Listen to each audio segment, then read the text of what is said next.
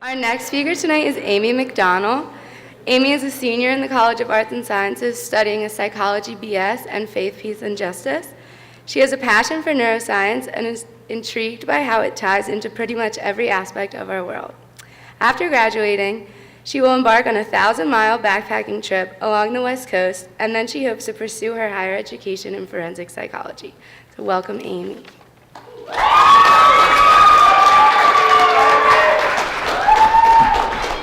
Thank you. Thank you. All right, I'm just gonna jump right into this. This here is Phineas Gage, a name well known to any student of neuroscience.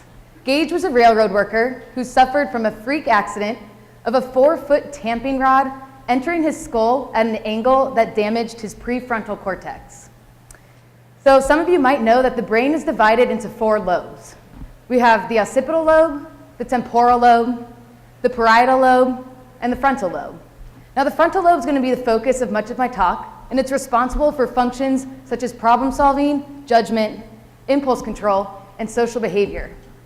In particular, there's a region of the frontal lobe known as the prefrontal cortex, highlighted here in orange. The prefrontal cortex is the area that was damaged in Phineas Gage, and it's responsible for functions that didn't show up. It's functions such as, okay, it's your complex planning, it's your social decision making, most importantly, and it's your impulse control. So this is a recreated image of the tamping rod entering through Phineas Gage's skull and damaging the prefrontal cortex of his frontal lobe. So you might be wondering why I'm talking about this. Why is Phineas Gage so important in the world of neuroscience? Well, it's not only pretty amazing that he survived this accident, but the effect that it had on his personality was profound. Before the accident, his friends would describe him as super well-liked by everyone and friendly, polite, and mild-mannered. But after the accident, his doctors described him as rude, impolite, ill-tempered, like me. It's not true. That's why you don't say jokes you didn't plan. But so what's interesting about this is that his IQ and his memory remained intact.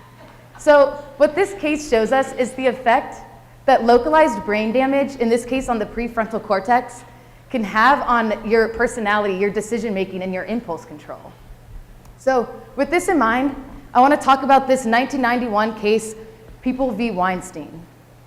Herbert Weinstein was a 65-year-old ad executive who strangled his wife and threw her body out of their 12th-story Manhattan apartment window in an attempt to make the murder look like a suicide.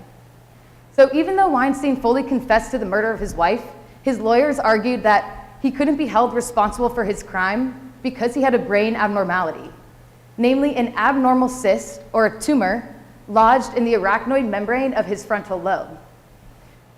So these here are the PET scans that were presented in court to show this tumor.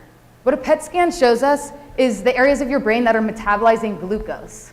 The areas that metabolize glucose are the areas of your brain that are active during a certain task. So as you can see in these pictures, all this color that you see in these brain scans shows that the brain is active in these regions.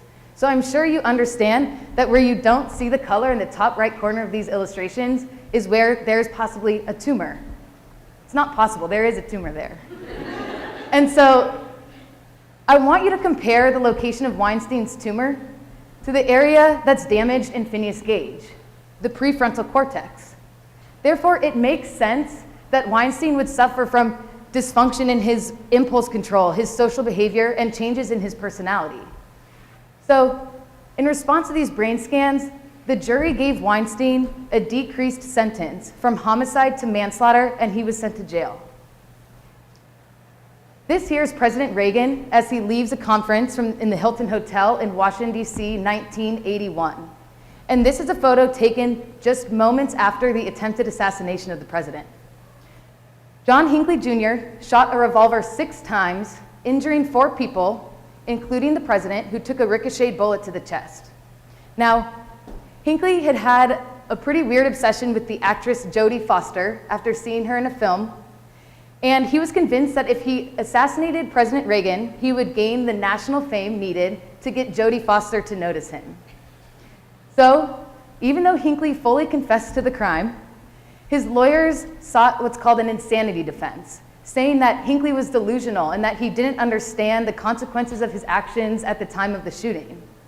So, this being a talk on neuroscience, we ask ourselves, I ask myself, what would Hinckley's brain look like? Schizophrenic. These here are CAT scans that show the structure of a schizophrenic brain on the right compared to that of a normal brain on the left. What a CAT scan shows us is the gray matter of the brain composed in what we call the gray tissue of the brain, the neurons that make up your brain. So what we see in a schizophrenic brain is degradation of these neurons. You can see this degradation of neurons around the outskirts of the brain on the right, and in particular in the ventricles, these holes that you see in the middle of the brain. You can see that the ventricles are bigger in a schizophrenic patient than they are in a normal patient. So, what you can't see in this photo, but is true of schizophrenia, is that you'll have this degradation of your neurons in the frontal lobe of your brain as well. This region that I've been talking about being responsible for your social decision making and your impulse control and your personality. So, like Weinstein, even though Hinckley confessed to attempting to kill the President of the United States, the jury, after listening to neuroscientists and expert witnesses in court talk about what these brain scans mean, they found that on June 21st, 1981, Hinckley was accused of 13 offenses, but was found not guilty by reason of insanity, and he was admitted to St. Elizabeth's Psychiatric Hospital in Washington, D.C., where he still resides today. The last case I want to talk to you about is what's become known as the American Sniper case.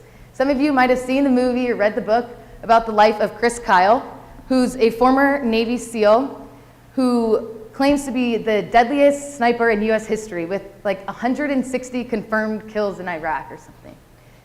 Chris Kyle was murdered in 2013 by former US Marine Eddie Ray Routh, who Kyle had taken to a gun range earlier that day as a form of therapy.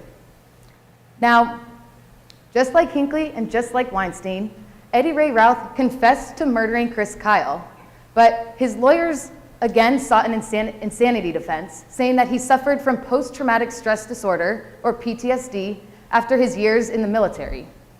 So again, we ask ourselves, what would the brain of a PTSD patient look like?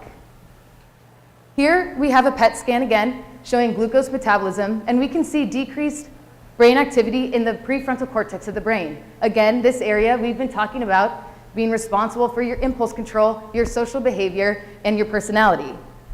Another interesting finding that we find in PTSD patients is increased activity of a region known as the amygdala, which is the region of your brain responsible for responding to emotional stimuli, especially fear.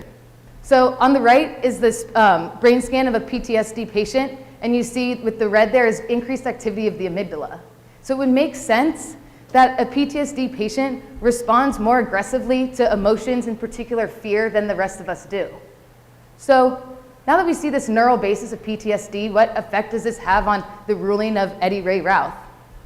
Well, despite these brain scans, despite the neural disorder that he had, he was convicted of the capital murder of Chris Kyle, and about 2 months ago, he was sentenced to life in prison without opportunity for parole.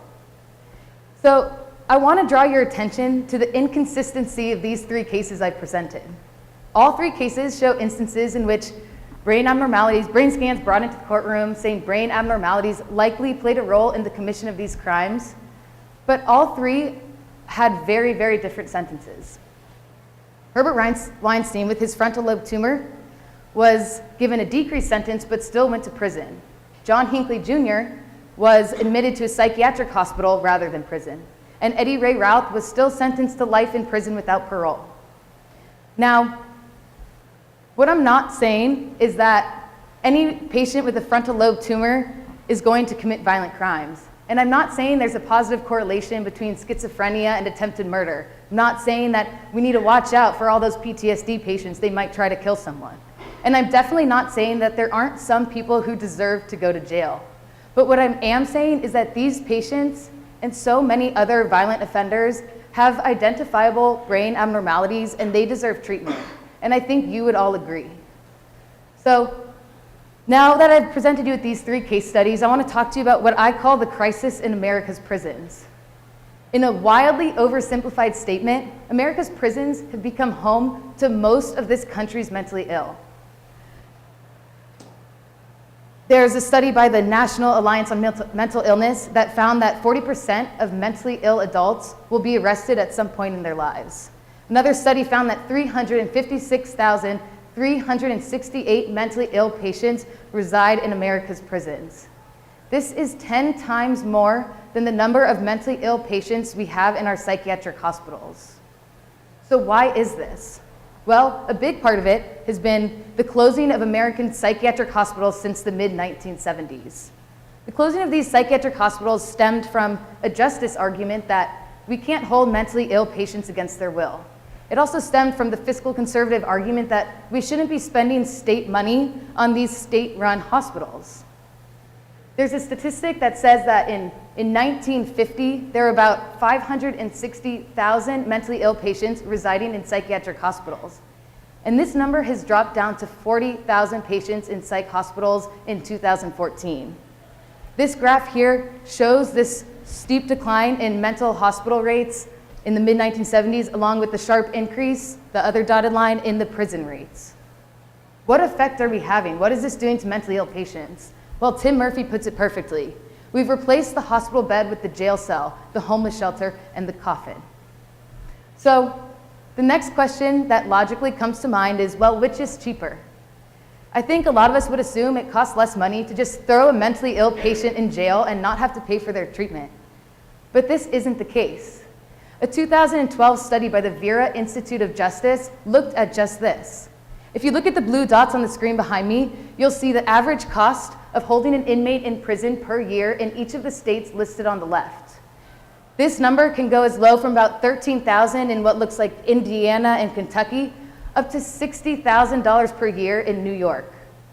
I want you to notice that the average of these numbers in this study came out to be about $31,000 to hold a mentally ill patient in jail for a year. Not necessarily mentally ill, any patient in jail for a year. I want you to compare this to the average of $30,000 that it costs to send a mentally ill patient to a psychiatric hospital. And this is including the cost of their drug therapies, their behavioral therapies, and their doctors. So now I've talked to you about these 3 case studies in which brain scans were used to make claims that brain abnormalities likely led to the commission of a violent crime. And I've talked to you about what I call the crisis in America's prisons, namely that we have 10 times more mentally ill patients in our prisons than we do in psychiatric hospitals. And so I want to conclude with this proposal.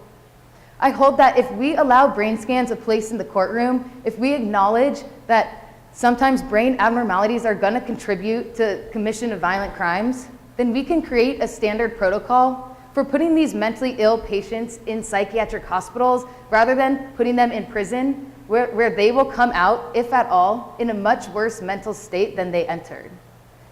Now, there's one distinction I want to make. What I'm talking about here is what we call organic brain disorders. These are brain disorders that have a neural basis that are identifiable in brain scans such as the ones that I've shown you tonight. And these organic brain disorders aren't limited to frontal lobe tumors or schizophrenia or post-traumatic stress disorder. It extends to disorders such as Alzheimer's disease, autism, Parkinson's disease, and I could argue drug addiction. The important distinction that needs to be made is that these disorders stem from physical and medical diseases. So why wouldn't we treat these patients like we treat cancer patients or like we treat people who suffer from heart failure? So I hold that if we allow brain scans a place in the courtroom, if we acknowledge that brain abnormalities might lead to the commission of violent crimes, then we can help all 3 parties involved. We can help the mentally ill offender who will get the treatment that he needs. We can help the victim or society as a whole, and that will create a much safer place for us all to live. And we can help the state and federal funders who will spend the same amount, if not less money, on putting these patients in the treatment they need rather than in America's already overcrowded prisons. So I think that the first step in this direction and the end goal that we should aim for is that of compassion. Because compassion towards the mentally ill patients in prison is like compassion towards arguably the most marginalized individuals in our society. And I think that compassion can be the root of creating a more just approach that our criminal justice system needs. Thank you.